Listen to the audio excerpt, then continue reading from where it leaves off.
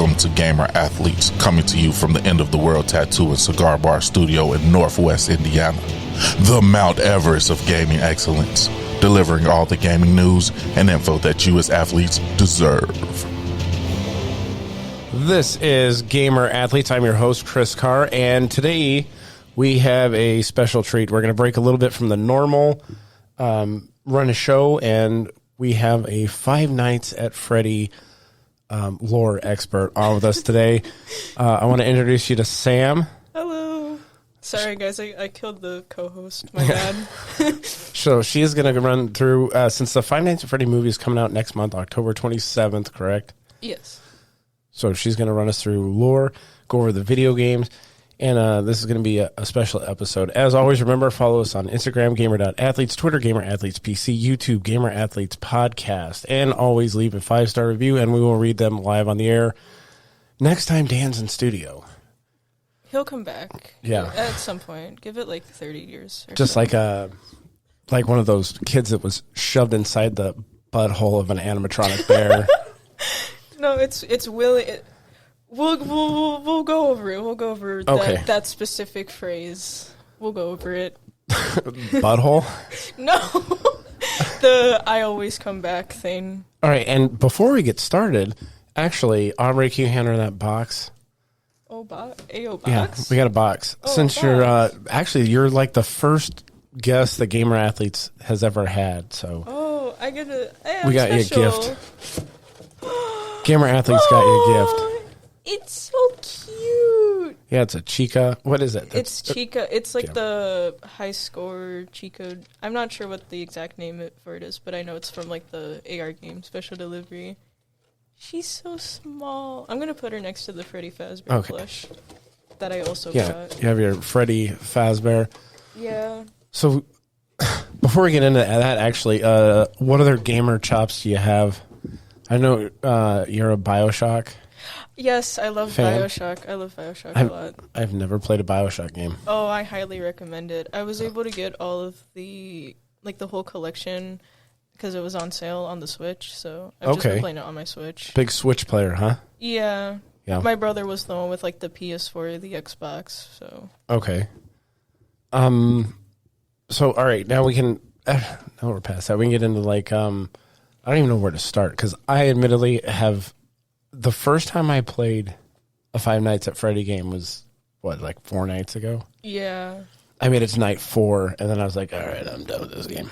Oh. Because it's not really necessarily my type of game, but I know that it's like, it's got a huge cult following. Yeah, I think I wrote down like in my little notes here, like the reason why I think that was. Why it became a huge cult following? Yeah, and like what made the gameplay so special.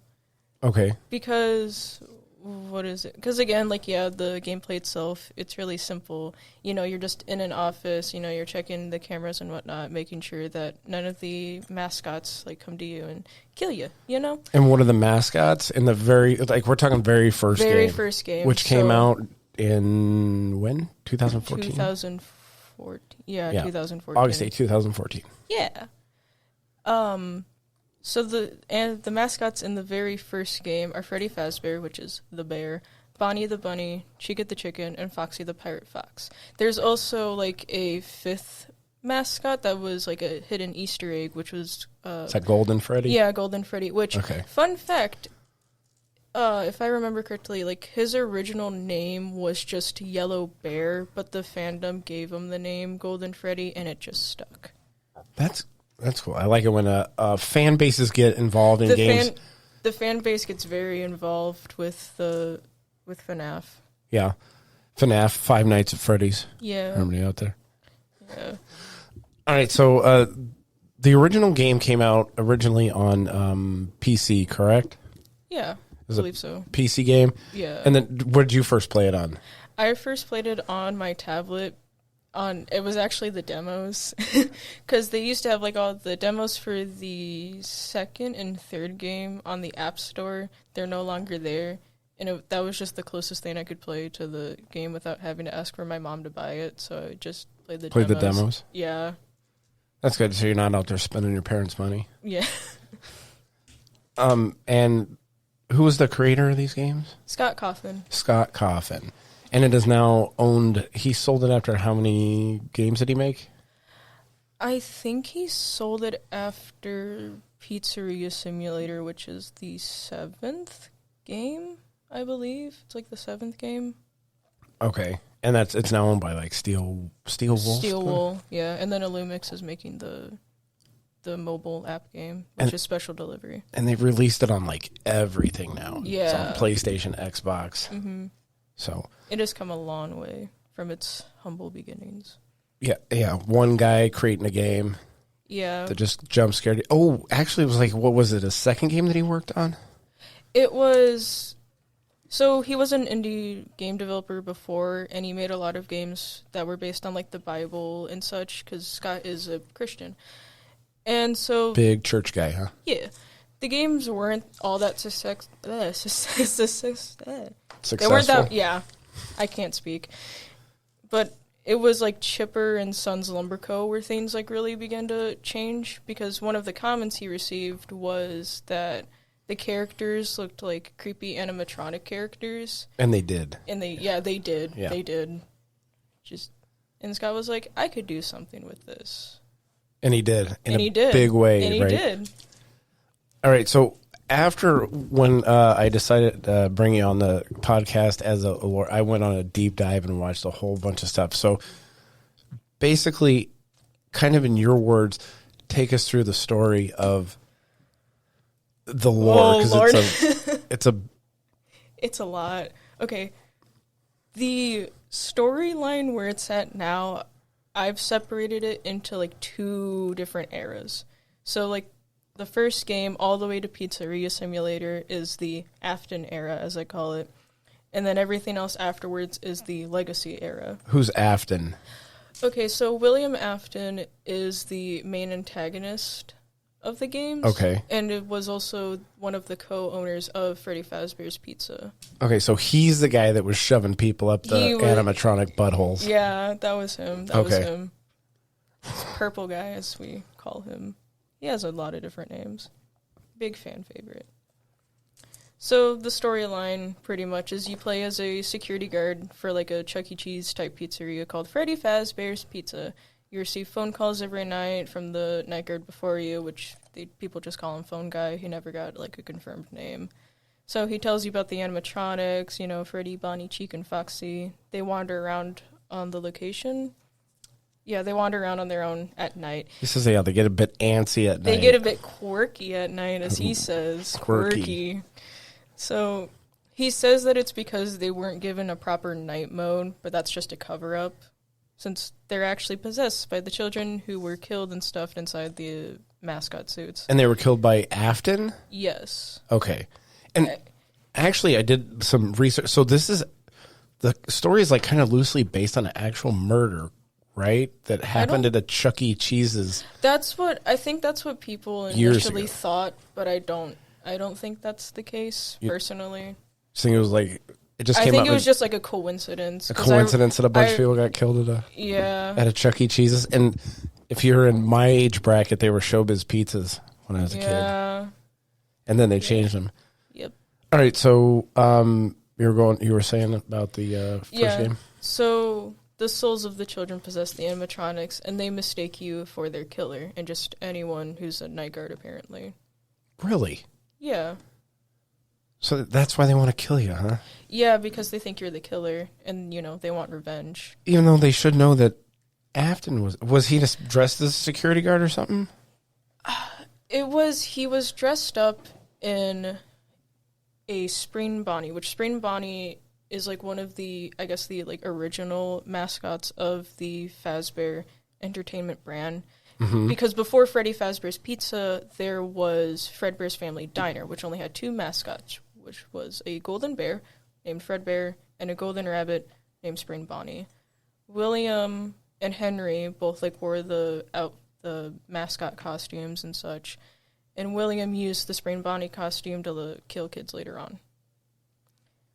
He thought that out really well. He was like, these kids, he's British, so he's like drinking his tea and stuff, and he's like, these kids won't know what hit them. Yeah. That's my very bad impression, by the way. No, it was fantastic. Yeah. So these two guys, they were partners. Yes. And they created the very first original restaurant, but they created the bears to be able to, like, work animatronically, but then you could also go inside them. Yeah, the sprain lock mechanics. So, like, how do I explain this? Because it's like, as you said, they could be both animatronics and also mascot suits. So what you would have to do is you would have to wind back the sprain locks inside the suits to be able, like, to safely crawl in. But here's the catch about that. And then hope those don't fail? Yeah, and hope those don't fail, which they did. Surprise, surprise. Who would have thought that, you know, putting a bunch of cross beams and such inside a mascot costume was a bad idea? Whoa. It's crazy. That was one of the funny parts in the first game, though, is when that phone guy's calling in. He's like, they might stuff you in the backside, and then they keep pushing you up till your head goes into the top and your eyeballs pop out the front. Yeah, and that's what you see in the death screen. You see, like, your eyes pop out. Oh, really? Yeah. I did not know that. Yeah, because in the death screen, it's just like, you know, the Freddy Fazbear costume just on the table. If you look at the face, you see the eyes bulging out. Yeah. I'm going to have to play that again. Like I said, I only went through it. I played it for like 2 hours maybe. Yeah. Got to night 4. I remember, like, coming in, checking up on you, and just being like, are you all right? Is everything going okay? My wife said I was being extra that day. No. It just brings out something in you. I'm like, oh.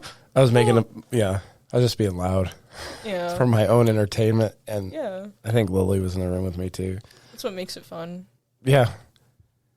I'd like to play more. The one thing that threw me off is that, like, you couldn't move in the game. Yeah, that's I think that's actually one thing that made the gameplay really special, is because indie horror games at the time, a lot of them were based on Slender and the 8 Pages, which was like you were in a dark woods or just area and you had to go around and you had to collect in Slender, which was pages, but I'm sure, like, other games had their own variation of it. That's based on the Slenderman? Yes. Okay. That creepypasta. That was very, very popular. That's, like, way after my time. I only know about the Slenderman stuff through the internet or whatever, reading about it. Yeah, I was watching, like, a video about it the other day, just for, like, old time's sake. Just be like, yeah, I remember being scared of that. Just get that little kick of nostalgia in there. Yeah. All right, so continue on with lore. Oh, yes, the format. So, again, with Slender, you were able, like, to walk around, and the monster was hunting you down. In Five Nights at Freddy's, that's not what happens. You're in one place the entire time, and they come to you, and you only have, like, the doors.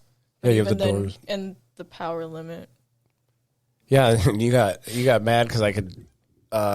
in the PlayStation port, you could actually, like, cheese the game and just leave the doors closed the whole time because you have unlimited power, which I think kind of defeats the fun of the game. Yeah, that defeats the entire purpose. Yeah.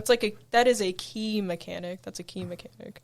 I'm not sure why they would put that in there. I don't know. I guess maybe so that, I don't know, you could play the game and get through it. But the thing about it is the achievements are turned off, so you're not going to get any of the achievements if you do that. Play it that way. Yeah. All right, so you're stuck in the room. Everything's dark. You have the phone guy telling you that you're probably going to not make it through the night. Yeah. And then, why as a security guard would you even stay in there? Desperate? I wouldn't. Desperate, I guess. I mean, you get minimum wage, but money is money. Yeah. There's an actual lore reason that was, like, found out later on, though, about, like, why you specifically, the security guard, are at the location. Well, why is that? So later on in, like, the time as, like, the games came out, it was later people made a connection that the night guard in all of the games was actually Michael Afton, William's son, only living son. Okay. And essentially he was, like, he's trying to, like, fix what his father did and put the kids' souls at rest. If I remember correctly. Again, it's... So he's supposed to be the original character or person that you're playing? Yes, Mike Schmidt. Okay. Which people... I know some people think, like, Schmidt is probably just his mother's maiden name, which lines up. Okay. In my eyes, at least.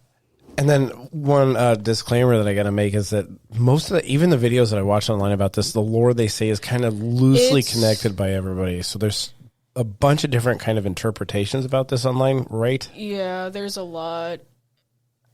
The one, like, video, the latest like timeline video I've watched is just the one that Game Theory came out with. It's a lot. Yeah, there plenty of videos out there that are like 3 hours long that like go through. Or I had to watch the 10-minute ones that kind of break it down. In smaller chunks since my attention span is so short. There's like this one joke series that's out called like the Undeniable Canon FNAF Timeline by like the Oof Troop, I think. That's probably like my favorite interpretation of the timeline because it's just goofy. Yeah. So, and is a lot of the stuff that you're putting in here, is this like kind of your interpretation of the timeline? Yeah, it's like I put in like my little disclaimer that I wrote in my notes where it's like, I'm not an expert. I'm just someone who's a big fan since like elementary school. And I was like, I just put in, yeah, it's like a mixture of just facts and truths. So just take everything with a grain of salt. Okay. Let's see. So I keep getting off on tangents. I forget where I was. So, because we talked about the animatronic suits. Yes. Then we talked about that first, the first, what is it, 4 characters, and I hate that damn fox. I know. I remember you first called him a wolf at first, and I was like, oh no, the fox. Yeah, like that wolf son of a bitch. I was like, you got to keep an eye on him. Yeah. You have to keep watch, as the phone guy says. Yeah, and then he comes running down the hall, and you have like half a second to push the thing, and if you push the wrong button, you're just toast. Yeah. Yeah. So, and he's the one, I thought it was, Candle Cove, but he's not, he's in the Pirates Cove, which Candle Cove is another creepy pasta that's out there. I remember learning about Candle Cove back in like the 2010s. Back in the 2010s. I believe so. I don't know. Just makes me feel old. It's a while. Yeah. All right, so where do you want to go from here? Okay, so I already explained like the base storyline. Right. We already put out like, hey, this timeline's kind of wonky. It's quirky, as one guy would say. I have a little section here though, just about the movie. Okay, yeah. Well, we can actually, if you wanted to, we can watch the movie trailer. Oh yeah, of course. And then I don't know. This is the 2-minute movie trailer. I mean, like the teaser trailer. I mean, either or. Both are really good. We can watch the teaser trailer. 51-second one. And then you can. Yeah, there's actually a lot of references within the trailer to like the fan base. Welcome to Freddy Fazbear's Pizzeria, where fantasy and fun come to life. Hit it, guys. If you're watching this video, it means you've been selected as Freddy's newest security guard. Who's the main character? Hello? We're going to have so much fun together.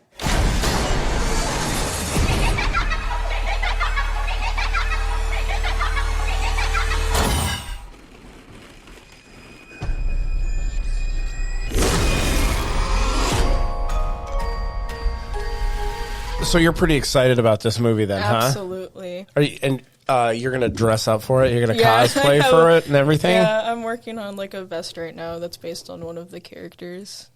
All right. Which character? Glitch Trap or Malhair, as he's sometimes called. He's in the VR game. He gets introduced in the VR game. Is that the rabbit. For PlayStation? For PlayStation VR? Or? I think just any VR. Okay. Not sure. Yeah. Oh, the Meta Quest actually is probably the most widely used right now. So you're pretty excited for the movie. All right. What did you have?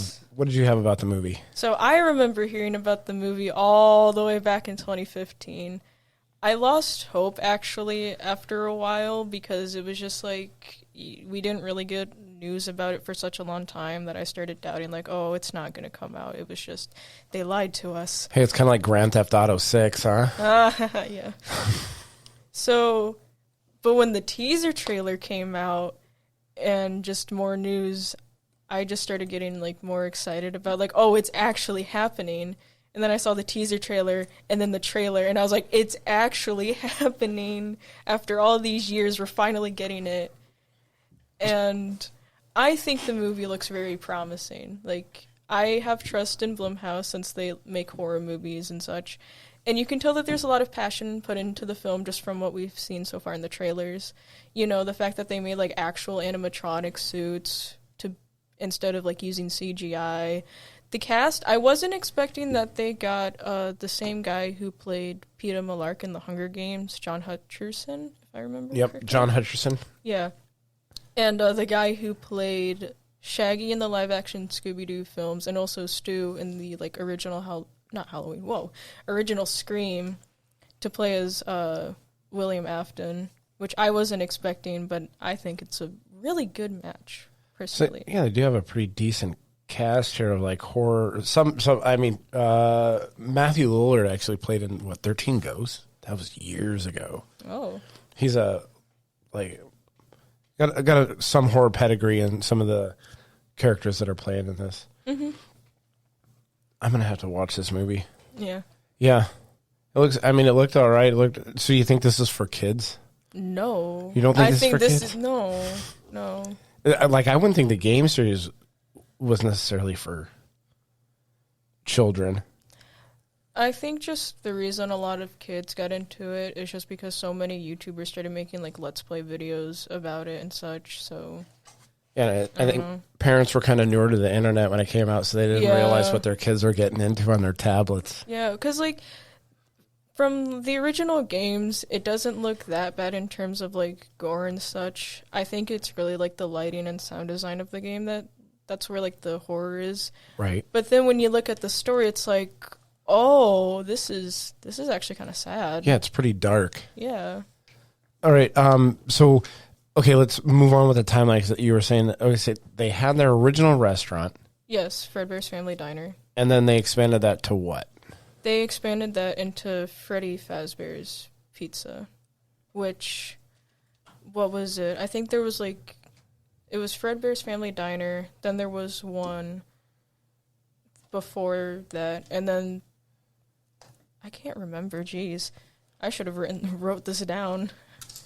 I think there was supposedly there was 4 restaurants. It was a 4 chain. Yeah, because they had to close it down because the kids dying, and then they would reopen it, and then it would get shut down. And then didn't one burn down too? Oh, that's Fazbear's Fright. Yeah, that's my personal favorite location. I think the concept's really neat.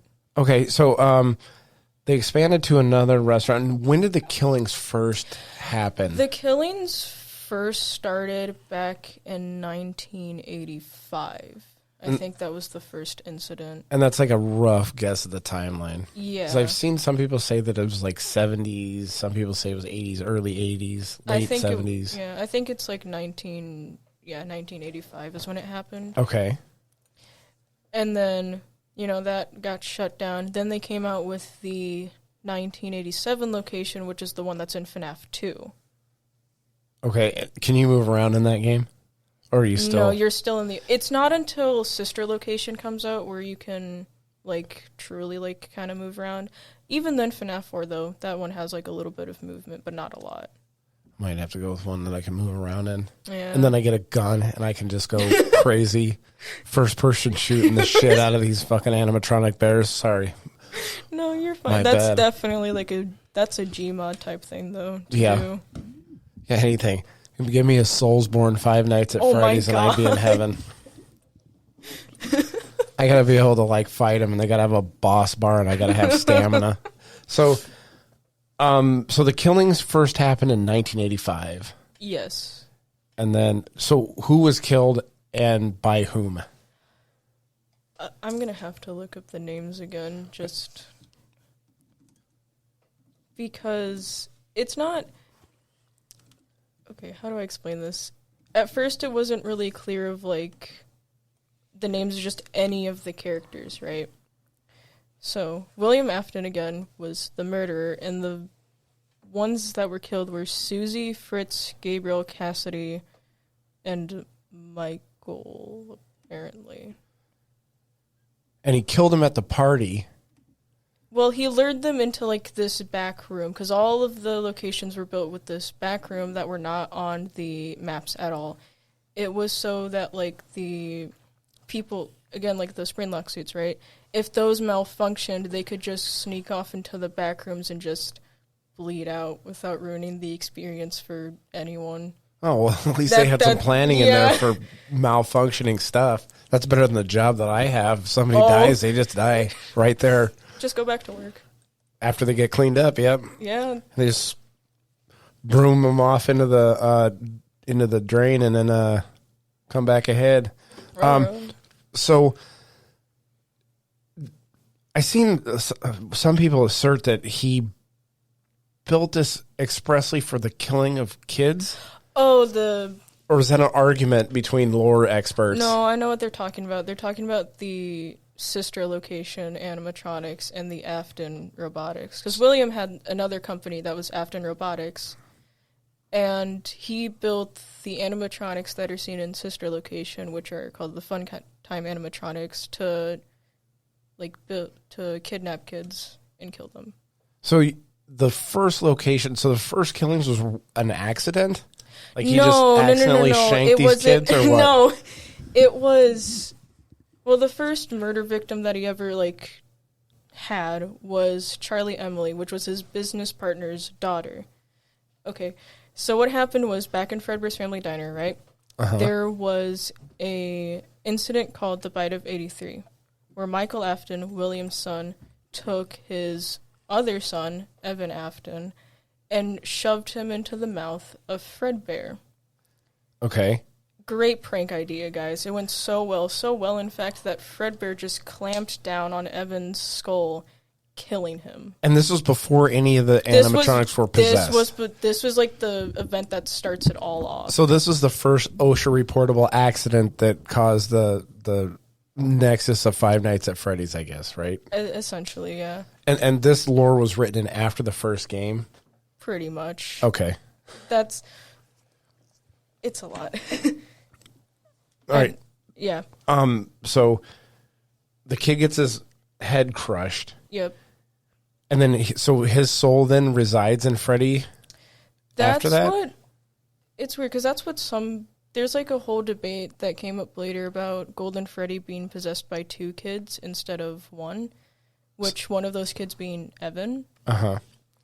And then later on, I can't remember if it's still Fredbear's or if this is a different location. I think it's a different location. But this is when William decides to kill Charlie, Henry, his business partner's daughter, and then she goes on to possess the puppet. And William, I guess he just found a delight out of this new hobby of just murdering kids, so he decided to do it again. But this time, instead of 1, he did it with 5. So he put on the old Spring Bonnie suit, and he lured them into the back room, and he killed them.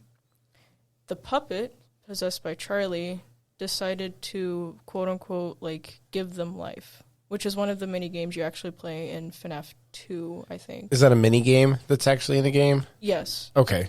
So I know they had, a lot of games have mini-games in them. Mm-hmm. In FNAF, they weren't in the first game, but it's the second game, and later on you get to play these little mini games that show you the lore. And they're 8-bit little games or whatever. Yeah, they're 8-bit little games. Like Pac-Man. Yeah, running around. Pretty much. Okay, so this is the disjointed nature of this story, though. It's I think there's a couple YouTubers that do a pretty good job trying to break it down, but even then it's still very confusing, at least to a layman like myself. But okay, so the first murder was the kid getting his head chomped, and then for some reason William Afton got a taste for blood and started luring kids into the back room and chopping them up and then shoving them in the suits, right? Yeah, that's pretty much because he thought the cops were going to come. So it was to make sure that the kids weren't found, because they wouldn't check the suits, so you just shove them in there. I mean, if I was a cop, I'd probably check the suits. I mean, that's just me.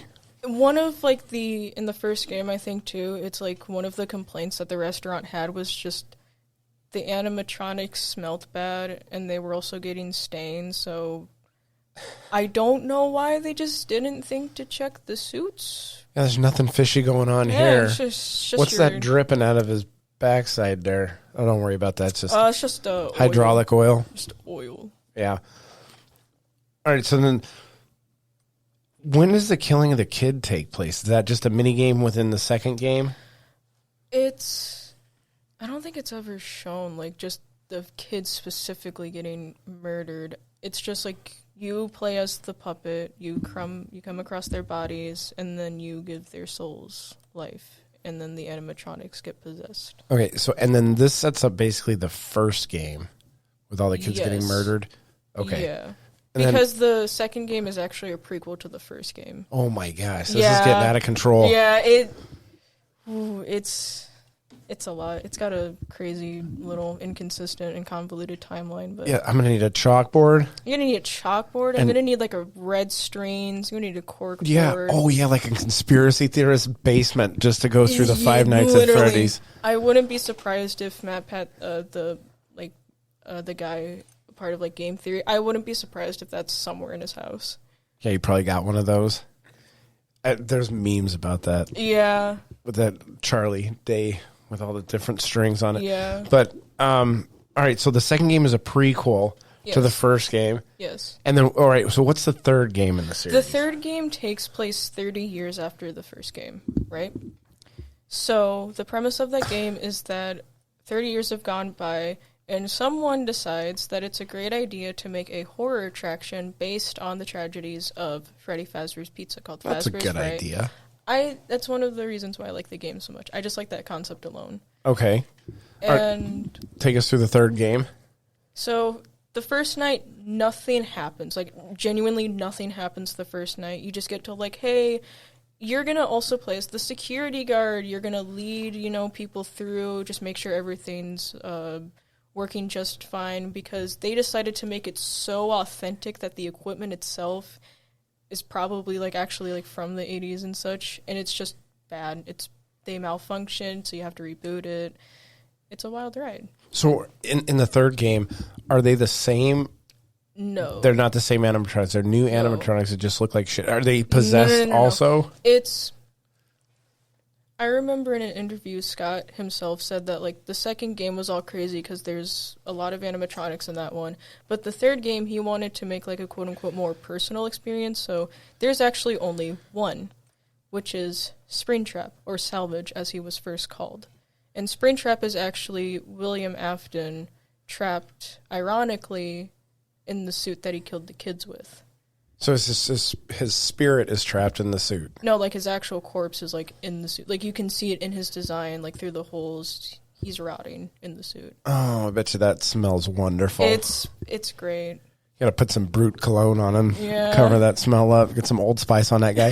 Spice. Yeah. Yeah. And then The Phantoms. Okay. I can't remember exactly what they're supposed to be, because they're either supposed to be just, like, the kids of the spirits again, just being, like, all raged and just really out of whack, or they're just hallucinations.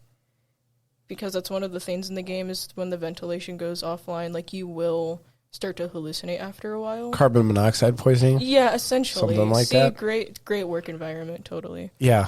Great work environment. I've seen worse. Yeah. But yeah. Okay. So then that's something that's in the third game Yes. when the and- ventilation system goes offline. Yeah, and the Phantom animatronics can't actually kill you, they just scare you. Springtrap's the only one that can actually, like, end your game. Okay. What is? I gotta look up Springtrap. See what he looks like. Yeah, he's probably one of my favorite designs, honestly. Just because of, like, how gory he is compared to everyone else. The plushie. Oh, look wow. at that. Yeah, they got a nice little plushie of him. little goofy plushie. Oh, okay. I've seen this one before. Yeah. And this is the one that William Afton is actually inside the body. Yes.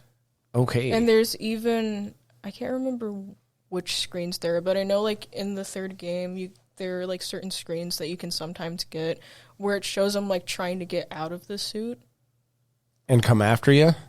No, it's just, Just like, trying to get out of it? you could probably, like, look it up real quick. Like, I don't know how to describe them, because, like, one of them is, like, him, like, opening the head of the suit and, like, his old rotten face, like, trying to get out, but he's stuck. Yeah, we can look that up. Ironically. Let's see. What is it? What would it be? Springtrap? It would be like Springtrap hidden screens, I think. Springtrap hidden. Ooh, Springtrap's hidden lore. Like there's. It's like the hidden. I can't remember. Is it like the death screens or is it the loading screens? I can't remember. It's been a while. Let's see what that Yeah, brings those up. right there. Those right there. Right here? Yeah. Let's see that one. It's just him being a little goofy. Oh boy, commercial. Go away commercial. I know. YouTube's got plenty of them. I should get YouTube Red or whatever. Yeah. Is that what Like it's- that time, he forced me out of it. Oh, this is a streamer watching it. So it's- Yeah, and then it's like they'll probably get the screens. If it'll. ooh, that's yeah. creepy. Yeah, because one of the mechanics of the game is that you have Yeah, I don't think audio that works. cues that you can use to lure Springtrap away from the office because he follows noise. Huh.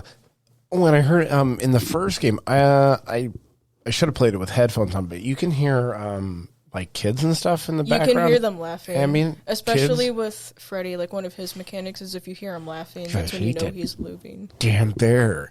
I just hear him laugh, and then I don't. Oh. Does he only come in the one door all the time? Yeah.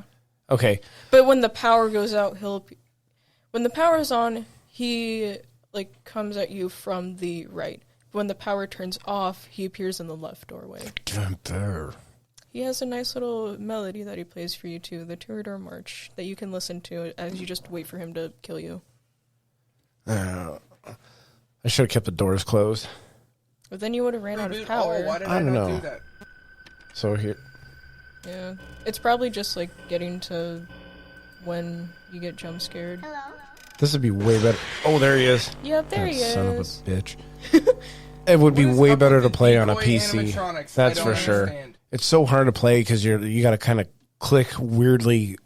It's kind of jankily through the. Yeah, it's a lot It's better true. on like PC. Yeah, I can imagine, or even on like a cell phone. Because I Yeah. believe these have all been ported to like phones. Yeah. They're not real processor intensive games at first. Yeah. All right, so where are we at as far as we're in the third game? This is the third game. Okay, yeah, it's third game. Yeah. The fourth game is like, if I remember correctly, this is when like the lore like really started to get all wonky. Because the fourth game, you're in a house. You're in a child's bedroom. And it's still debated on like I just remember it being debated on like who you play as, right?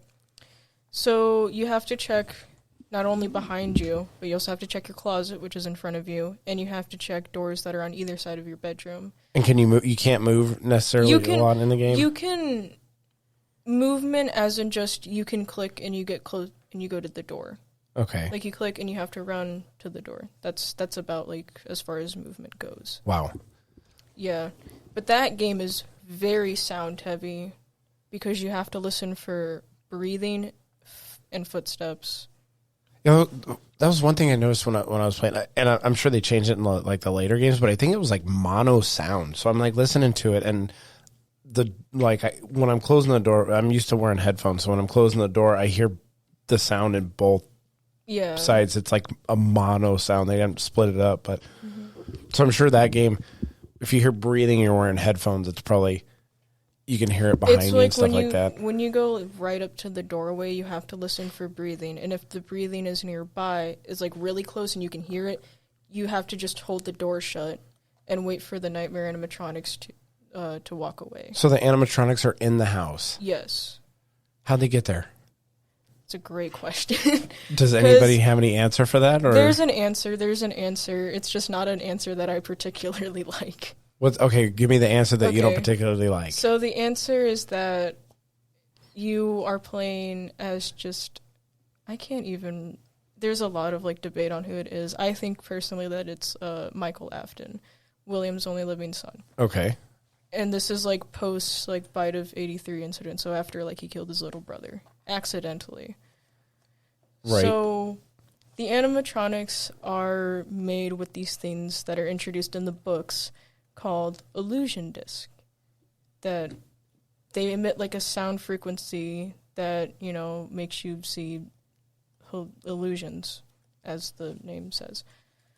And you're playing as him, and you're just being haunted by these things, probably just, you know, as punishment for you killed your brother, and such. So you're using illusion discs to haunt you in that game, and that's the answer for why you're in the house? That's kind of it's probably more specific than that. I just don't have it written down. MatPat, game theory, whatever, just they all do so much better than I could at explaining this stuff. You just gotta and this is all done by like William Afton as well. So like he's straight up just tormenting his own kid. what a great dad. He's a great dad. Yeah, I'd like to think that I torment and torture my own kids too, in my own way. It's either that it's Michael or it's just. I think there was a theory at some point that it was like other kids, and this was just one big experiment. I don't know. So, do you have a better theory on how you're in the house? I personally just think in my own little interpretation of the timeline that just only sticks to like the original games. I just interpret it as all a big like dream sequence of just like being haunted by the fact that you killed your little brother. So you just have nightmares over and over based on what happened. That's actually a pretty decent explanation. Yeah, it's and again, simple and it fits. They're called nightmare animatronics, so it just... Yeah, it makes sense. So, the original games are what, the first 4, you said?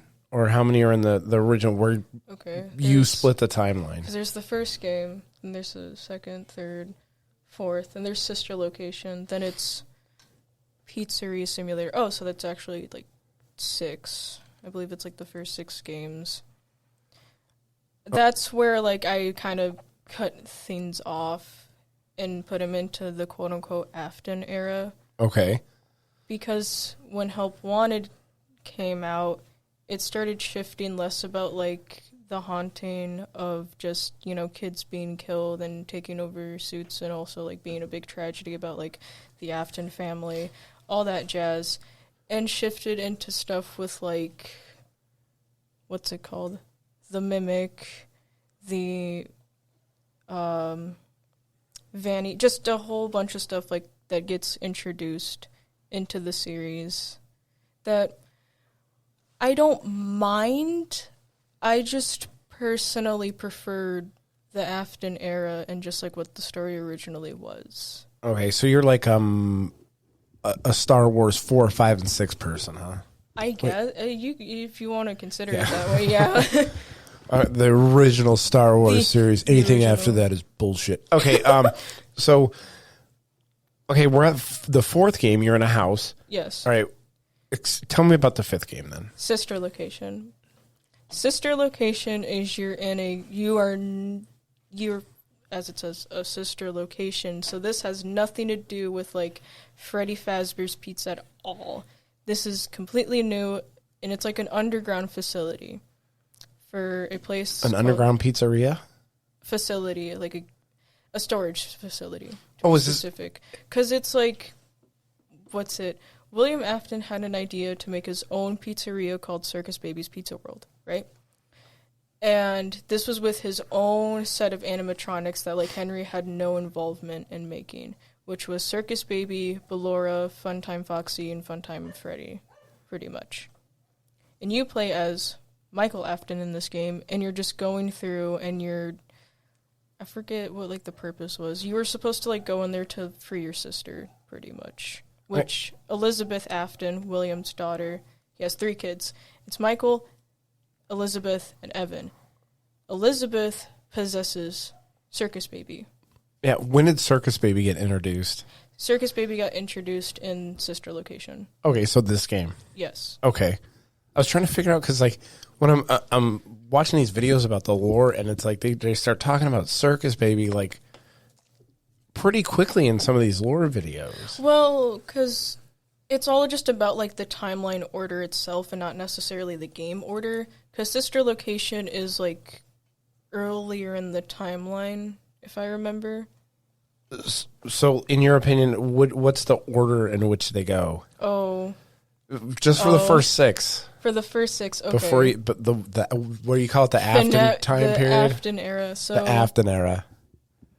If I'm getting it right in my head, it would be FNAF 4. Mm-hmm. Then Sister Location. FNAF 2. FNAF 1. And then FNAF 3. So if you were to play it, would you play it in that order? Or would you just No. go 1, 2, 3, 4, 5? I just do 1, 2, 3, 4, 5. And then just, or 1, 2, 3, 4, 5, 6, and then just confuse Yeah. the shit out of yourself? And then just play it for fun and not worry about the lore so much? Yeah, pretty much. Unless you're super fan of the game. Yeah, unless you want to go into that little rabbit hole of insanity. Okay, so you're in a factory. Is this when, so you said he wanted to start his own thing. Is this when he came up with, what was it, the Animatronics company that he did? After Robotics? Yeah, that's I believe so. Okay. So then and you're in a factory, and then you're walking through the factory trying to save his sister? It's kind of, how do I explain this? Because in the game, it's not really clear as to why you're there. Like, in all the games, it's never clear at first why you're there, and you just have to, like, put it together yourself, pretty much.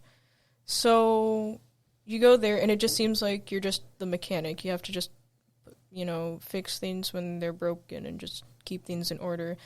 But then later on, it's like, oh, no, you're here for a reason. You're here for Elizabeth, a.k.a. Circus Baby. But joke's on you because the animatronics have decided to just work against you and, scoop out your insides and then make you their little, like, meat suit. Now, so they can be free. Are these ones possessed too? These robots? I want to say yes. But at the same time, I feel like there's more to it that I'm just not remembering. Right. Yeah. It's a huge timeline to take in and to remember. There's a lot. And it doesn't help that I'm making, like, my own little, like, FNAF story that's just my interpretation of the timeline that I've probably just been focused on for so long now that I've just completely forgotten what, like, the actual lore is. So... Well, you can run us through your own interpretation of the timeline. Oh, Lord. I mean, that would be fine with me. Lord. Okay, so my thing, it's just like a little fan story, right, of just like what I would have done like if I were in charge of the timeline and such. Okay. So pretty much it just sticks to the original 4 games. That's pretty much it, where it's just like there was a man named William Afton, a man named Henry Emily. They opened up Fredbear's Family Diner. William's kid, Evan, was killed by his other son in a freak accident that's called the Bite of 83. That location shuts down. They opened up a Freddy Fazbear's Pizza. William then kills, like, Charlie and all the other kids. That location gets closed down. They open up the 87 location in FNAF 2 where the Bite of 87 takes place, which used to be, like, a really big thing of, like, oh, who did the Bite of 87? But now it's sadly, like, not that relevant in terms of, like, the grand scheme of things. Is that with all the games that have been written into the lore now? It's not that grand or not that big of a thing? But like, at first, it was, like, a really big thing. Is that based on the first 4 games? It's, like, a really big thing? Yeah. Okay, and then now it's kind of been downplayed, overshadowed by other stuff? Essentially. Okay. It's not the first time in the series that it's happened. So they've overshadowed big events, or like just big like mysteries, because in FNAF 4 there was the whole thing about like this box that you see at the end of the game, and it was a big thing of like, what's in this box? We never figured out what's in the box. What's in the box? There's speculations all around of like what it could be, but there's not like a confirmed. It's probably a head. Probably a head in that box. I think my favorite interpretation is like it's just a collection of items that represent the Afton family. So like the Fredbear plush that Evan, aka the crying child, used to have, then it's the Foxy mask that Michael wore when he shoved his little brother in Fredbear, a security guard badge, and maybe like a photo or something. Hey, you get the award for like the worst big brother ever. Yeah. Sticking your brother in the head of an animatronic thing and it just closes on you. Hate it when that happens. Yeah, it's a kid was not having a good party. All right, so didn't he torture his kid too?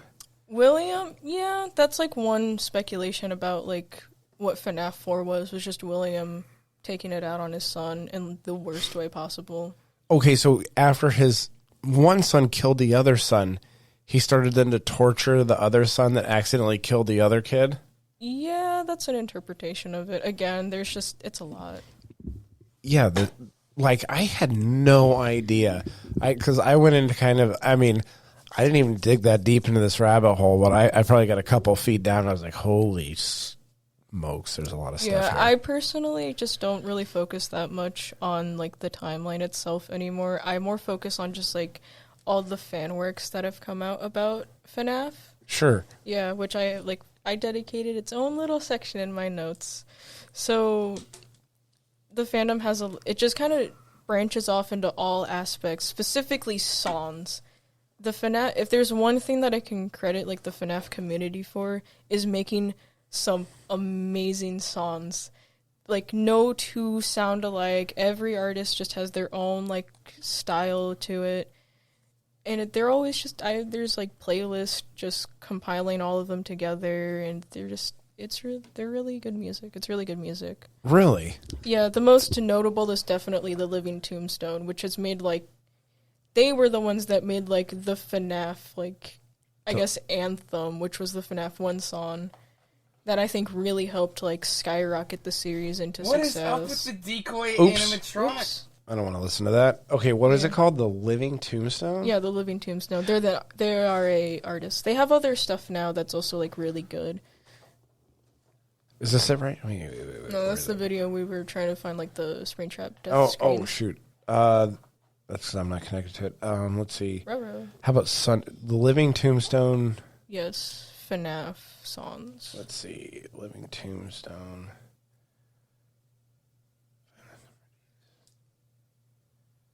Yeah. This might be it here. Let's see. We can give it a little sample. Give it a little sample, a little taste. See what it's like. Mm-hmm. Is this a commercial? No, this is just the it? intro to the video. This is the song. I said I had no idea that this game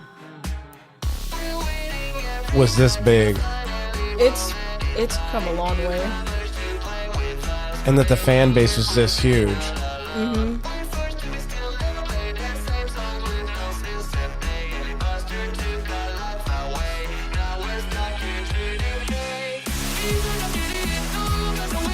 See, how come this doesn't make it on my playlist for when I tell Alexa to play Halloween songs?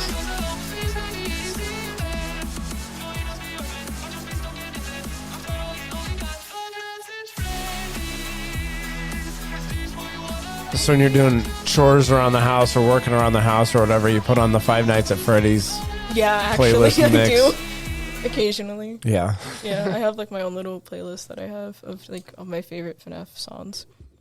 But it's not only songs, the fan art is also, like, a delight to see all the time, especially when it gets into, like, the more dark and gory aspects of it.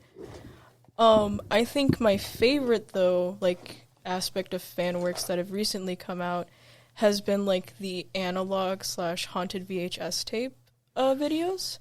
Which, for those of you who don't know, analog horror is essentially, it's kind of like a lost footage type style of horror that it looks like TV broadcasts, VHS tapes, and emergency broadcast systems. I've seen quite a few of those on YouTube. They're actually like the smaller creators that put these out.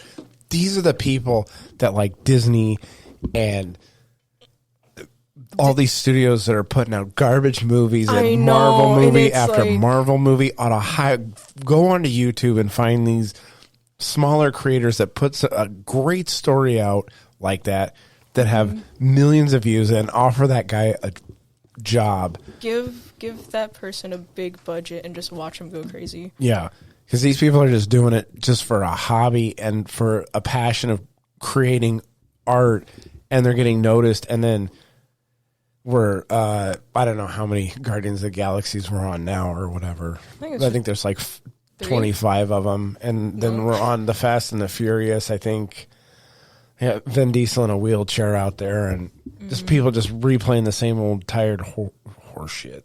Yeah. So I can't exactly pinpoint, like, when the analog horrors in the FNAF community really started, like, popping up. I just know it was probably just a few years ago. But I think the videos actually managed to make the series, just the concept of it, a lot scarier than it was before. They aren't, analog horrors just in general aren't that shy of just using like gore, disturbing sounds, imagery to just like really strike like fear into your heart or just give you that sense of unease. Personal recommendations of mine would be this one video I was actually watching last night that's just called Hell by Shadow Bros Pictures. They have other videos as well that I don't think I've seen yet. Squimpus McGrimpus's FNAF VHS series is really good. And this one isn't exactly FNAF, but the Walton Files has a very similar setup to FNAF. It's actually the first analog horror series that I've gotten into. All right. I'm going to have you send me an email with links so I can include them in the show notes so people can go out there and if they want to dig deep into this stuff, they can go and look at some of those if they haven't seen them. Yeah. All right. So, shoot, I forgot where we were. We're on the fourth game is in the house. No. Oh, yeah. Or sister location. We don't have to just talk about, like, the storyline, especially since, like, I'm so unprepared to talk about it. All right. Well, what else do you have that you can get into with the Five Nights at Freddy's? It's really just, like, how passionate the fan base is, honestly, because just for such a simple game that came out back in, like, what, 2014? Yep. 2014. It's just come such a long way from being just a simple little indie game to now being, what was it, like a AAA game now with Security Breach? Actually, let me see. I don't know a whole lot about, what is it, Steel Wool? Steel Wool, yeah. Steel Wool Studios. I do not know a whole lot about them in particular. So their big one, is like Five Nights at Freddy's, obviously. Mm-hmm, But Security Breach. See what other games that they have out there that maybe I would know of. I don't know any of these games. Oh. But they're partnered with Sony, Vive Studios, HTC, Lionsgate, and Ripstone, and Scott Game. Is that's Scott Cawthon. Okay. Should apply for a job here. Maybe they can put me up. Let's see. All right, so the community and everybody does a lot of work with it. What other things can you tell me about that the community gets involved with this? I know that some people have even made like their own little short films about like either specific characters or just like short films inspired by the series. I know that's also out there. Are you looking to get into doing something like that? Honestly, I would love to. I would just need like the motivation, the money, the time. But I think it would be really fun to be a part of something like that. 4K camera. The 4K camera. Maybe some animatronic robots that you can dig up in a junkyard somewhere. Do not go at the abandoned Freddy Fazbear's Pizza at 3 a.m. Gone wrong. We almost died. Yeah. Watch our live reaction. Yeah. And it's like one of those like over-edited YouTube thumbnails with the circles and the arrows. Yeah. You have somebody's face doing this. Yeah. Their hands in their cheeks. It's like the Home Alone kid. Yep. Absolutely. Yep. All right. Let's see. So give me so why do you break them down between is that from a community standpoint, or is the community more involved in like the what do you call it, the Afton era? Okay, yeah. I can't speak on behalf of the community. I just can only speak. You can. I can't. Yeah. I can only speak on behalf of myself. As far as Gamer Athletes is concerned, you are the spokeswoman of the FNAF community. I should not be given that much power. No, but I can only speak on behalf of myself. There's just, even then, there's just a notable difference of just, like, when Scott was in charge and when, like, more Steelwool was in charge with it. Because the story itself, it's almost like it went from being just indie horror or mascot horror, as, like, it's also been given the name now, to more almost like a sci-fi kind of feel, in a way. Interesting. Kind of. So I'm not sure how to describe it. I think a part of it just has to do with the fact that, Scott came out with books. There was the original like trilogy of books. Then there was the Fazbear's Frights, and now there's the Tales of the Pizzaplex, and it's just getting like bigger and bigger.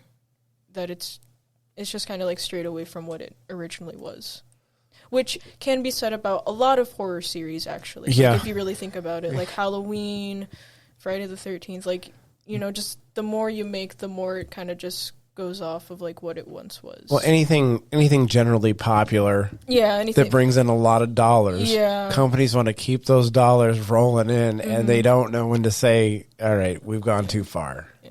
I personally think it should have ended off at Pizzeria Simulator, because Pizzeria Simulator was actually supposed to just be the game that ties up all of the loose ends, and just everything else could have been like for fun. But it's not how it's going. I'm still invested in the series. Yeah, and you're still going to buy everything that they come out with. Yeah. Yeah. Which, ironically enough, I actually don't have a lot of, like, Five Nights at Freddy's merchandise. I just have, like, a Freddy Fazbear blanket and, like, 5 plushies. I think it's probably just because I'm too, like, embarrassed to ask my parents just to get me stuff, because my stepdad actively makes fun of me for being into the series. Really? Yeah, because he thinks it's dumb. That's I don't just know. his opinion. I am I don't know, I'm an old school gamer, and I never really, I joke around a little bit, but I don't really make fun of, like, Aubrey for some of her tastes and stuff, or any of my other kids. So, so then you think that they got away from what they were going with? Yes. Or where they were at, and so you separate the eras, and you have a preference for the Afton era. Yeah, what it originally was, because I think that's the more scarier part of it. And you said they got more sci-fi. You think that kind of? I don't know, like, if sci-fi is the direct word, but that's just the one that I kind of like in my mind. I'm like, oh yeah, like sci-fi, like with technology and stuff. Because a big part about the Legacy era is that there's this thing called the Mimic that was this AI created by some guy. I don't know the name of the creator exactly, but it was made to, mimic people and, like, how they act and such. And unfortunately, the person that it decided to mimic was William Afton, so it's just gone haywire off of this at this point. So are all the newer games and whatnot, are they kind of set back in that 80s time frame? It's set like in the future. I think it's set more into the future now, because FNAF 3 actually does, from a timeline standpoint, it does actually take place in like 2023. I think. Like, I think it's actually, just from a timeline standpoint, it's like 2023 or like the early 2020s, and then security breaches. I don't even know. Because the first FNAF game takes place in the 90s, which MatPat was able to figure out just from looking at the paycheck. And that's how you also learn you get minimum wage from this job. You get minimum wage for all this. Yeah, what is it? A couple hundred or $100 or something like that after 5 nights, or how much do you get? That's a great question. I would have to look up the FNAF 1 paycheck. And then the third game takes place 30 years after the first game. Yeah, you only get $120. That is not a lot for 5... For what you have to put up with? Yeah. 5 6-hour shifts, so that's 30 hours, and you get $120? Yeah. After having these animatronic robots continuously try to shove you up the other animatronics robot's butt. Yeah. And then have your brains and your eyeballs squish out their mouth. Yeah. It's not worth $120. It's not worth $120. There's a lot of things I'll do for $120, and that's not one of them. Yeah. Definitely not. Definitely not. Let's see. So I'm trying to look this up. So 30 years after the earlier version of Tony. Oh, in an earlier version, it just said like 20 years, but now it's 30. It's 30 years. After the first one, and the first one's in the 90s? Yes. And then the second one is in the 80s. It's the prequel. It's 1987. I'm gonna have to like jump in and like try to play a lot of these games. Yeah. I got a big backlog though. I cannot express this enough to just watch other people explain the timeline because they could do it a lot better than I could with my 2-page. No, you're doing a great job. Oh, thank you. Doing you. a fantastic job. Okay. I mean, I know a lot more now than I did. Yeah.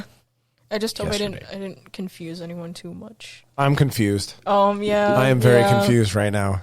Oh. That's not. I don't think that's just talking about the story as a whole. Even then, it's a mess. Yeah, like I said, I watched a couple of videos and I'm still confused on this. Again, at this point, I don't even focus on the story that much anymore. Just trying to keep track of it. I just like looking at what other people have made about it. That's a good way to do it. I mean, there are several games out there that I enjoy that have a very loosely put together storyline, and I'm a huge Dark Souls fan. And Dark Souls is a lot like that. There's loosely placed story bits in the games, and it's a game series that expands over. See, there's Demon Souls, Dark Souls 1, 2, 3, Bloodborne, Elden Ring, that are kind of all core in the game, and they're all loosely parts of the games kind of connect together with each other, but then they also don't connect with each other. And the good thing about games like this is it leaves open this massive space for independent creators to come out and fill out and flesh out that story how they see it. Mm-hmm. And I love that about this kind of stuff. Yeah. So. Oh, another thing to note about the fan, I can't believe I didn't even think about this when I was writing down. But then again, when I first made this documentary, I was very tired. Anyway, another big thing to note about the community is all of the fan games that have just been made, like Five Nights at Candy's, Pop Goes. I think at some point there was a deal actually made with Scott Cawthon and a few really big fan game creators. It was called the Fazbear Fanverse Initiative, where Scott gave these people money to make stuff. Now, go ahead. I haven't really been keeping track of it though. I don't think anything has come out of it yet. Okay. I just remember it being a thing. Now, this is probably the a big question. Has Five Nights at Freddy's ever been brought to Fortnite? I hope not. I really hope Oh, why? not. What's wrong with Fortnite? No. I love Fortnite. Fortnite's a great game. You know you've made it when you're in Fortnite. I'll actually. You know that you've finally arrived when Fortnite. That is peak commercial product right there. I don't know. That's Fortnite's a commercial. Yeah, It's a third person shooter commercial. If I ever hear about a Fortnite Five Nights at Freddy's crossover, I think I will actually go out of my way and kill 5 kids, bro. Oh, come on. I You got to will start your own Five Nights at Freddy's. No. Remember, you got to say in game after you say that. I might actually kill 5 kids in game. In game, guys. In game. In Minecraft. Yep, in Minecraft. In Minecraft. Yeah. In Minecraft. Yeah, that phrase right there, in game or in Minecraft, does a lot of heavy lifting for a lot of people on Twitter. So, yeah, but that's how you know you've arrived in the gamer world is when you're in Fortnite. I know that one of these days they're going to have a gamer athletes partnership with Fortnite, my God. and I will have known that I've hit the big time, and then I will sell out immediately. I will have no more morals or any values. I will completely sell out. That's just me. Yeah. I think I'm looking at it now. I just looked up FNAF Fortnite. I'm pretty sure that there are people who have made mods and such of it and just I'm sure. Why? I'm sure they have in the because Fortnite has a huge if you want to talk about a game that's lets its creators go wild, Fortnite is that game. I mean, you have a few games that occupy that space: Roblox, Fortnite, Minecraft. are huge with letting their communities like just really just go hog wild with their stuff. And Fortnite actually gives you all those tools. I'm a huge Fortnite enjoyer, so I played the shit out of that game. And I still will. So you're not looking forward to Five Nights at Freddy's coming to Fortnite, huh? No. All right. I'll kill 5 kids in Minecraft. Yep. Yeah. In Minecraft. In Minecraft. I will make my own Spring Bonnie suit in Minecraft. Yeah, that's how you got to do it. All right, so what else do you have with the Five Nights at Freddy's? Not much that really comes to mind. I mean, I already went over like the tangents that I wanted to get into, which was just like analog horror and how like I think the FNAF VHS videos are all like really good and such. I don't know. Again, excuse like my really like confusing rambling about the timeline. That's all right. This whole podcast is just normally it's two dudes that are confused rambling. So okay. Yeah. Again, just check out literally just any like timeline video and it'll probably explain it like in a much more organized way than I ever could. All right, like I said, you did a great job. I know way more than I did before. I'm way more interested and intrigued about the Five Nights at Freddy lore and now the fan base. Again, I'm not like as much as I've joked, I'm not like an actual expert. I'm just expert. I have just been a fan since I was in elementary school, so. And it seems like that fandom will continue on for a very long time if they keep pumping out Five Nights at Freddy content. Yep. Well, do you have anything else to add? I mean, now I'm just thinking about like how Five Nights at Freddy's has actually like affected the indie genre, the indie horror genre, like mascot horror, and how it's mascot horror. It's a really mixed bag because a lot of people just try to like cash in and try to like pretty much just do what Five Nights at Freddy's did. So there's just like a lot of like soulless like recreations out there. Soulless recreations. Yeah. Unironically. Like soulless recreations, yes. Yes, but that is like a whole ramble for like another day. Well, maybe we'll have to have you back on Gamer Athletes so you can ramble. Sam complains. Sam complains about what's the one that I don't like? Poppy's Playtime. Complains about Poppy's Playtime for God knows how long. Just a terrible offshoots of the games, please don't. The people who make Poppy's Playtime, please don't come after me. This is an opinion. Don't come after me, please. You gotta invite all that. Just say, come at me, bro. Come at me. You can say whatever you want. Cancel her. Yeah, get the hitman. Because here at Gamer Athletes, we don't give a shit. All right. So if you don't have anything else to add, remember to follow us. This has been Gamer Athletes, but remember to follow us on Insta at gamer.athletes, Twitter Gamer Athletes PC, YouTube Gamer Athletes Podcast. And I'd like to give you a big thank you for coming on and being the first ever guest on the Gamer Athletes Podcast. It's no problem at all. I wasn't expecting this to be like how I spent my Wednesday, but hey, I had fun. Oh, well, I'm glad you had a good time. Sam, thank you very much. And thanks, everybody, for listening and for supporting. This has been Gamer Athletes. See you on the next show.